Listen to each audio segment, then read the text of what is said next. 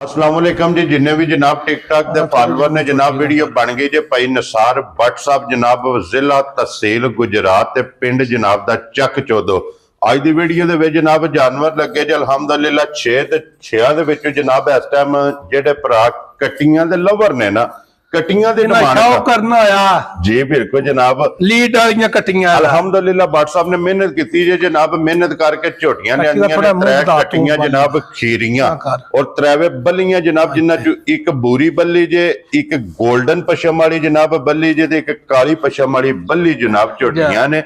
त्रैवे भाई बिलाल कट्टियां दियां धुनियां ते कौलियां वहानियां ने खान चार होण ते त्रै भी नहीं होण लगे ते पंज भी नहीं होण जी बिल्कुल जनाब चार थान होण दे गुल्ले वक्खो वक्ख त्रैवे जनाब कट्टियां कट्टियां दी वेल वेखणी है पुट्ठा वेखना ते खुड्डा वेखना ते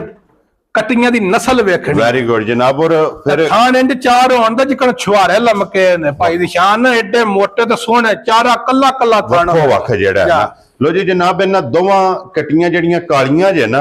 इन्हां दी कीमत भट्ट साहब ने लाई है जनाब मेरी 3,65,000 और जेड़ी जनाब है बूरी है ना कट्टिए दी कीमत लाई है 1,70,000। ये टोटल अमाउंट जेड़ी है ना बनदी है जनाब 5,35,000 ते 35,000 डिस्काउंट करके ना जिस भरा नूं पसंद आवन जनाब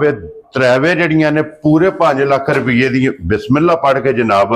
ये कट्टियां दे सकनियां। भट्ट साहब एक बार नंबर बोलो जनाब अपना 0315 जी 6850 412 लो जी 0315 6850 412 व्हाट्सएप इमो दे कॉल इन्हां दा नंबर है जनाब। लोकेशन जिला तहसील गुजरात है और पिंड जनाब दा चक चौदो दे बिलाल दराजो जी एक बार माशाल्लाह जनाब वैडी जेडे भरा डिमांड करदे ने कि 25+ वाली वो भी वैडी जनाब अज दी वीडियो दे विच जे वैडी दी फिर माशाल्लाह हाइट वेल चमक माशाल्लाह जनाब और नस्ल जेडी है ना ये वैडी दी भरावां ने वेखनी है लैने देने नसीब ने दिन आई है जनाब। वैडी किन्ने भट्ट साहब दस्या जी अजे 7-8 वैडी दे दिहाड़े रहिंदे ने ये एक बार इस वैडी दा जनाब बाकी है ते अज भी वैडी माशाल्लाह जनाब अपने वजूद नालों वड्डा लिबास जेड़ा है ना ये वैडी रखदी है। ये भी जनाब वीडियो दे विच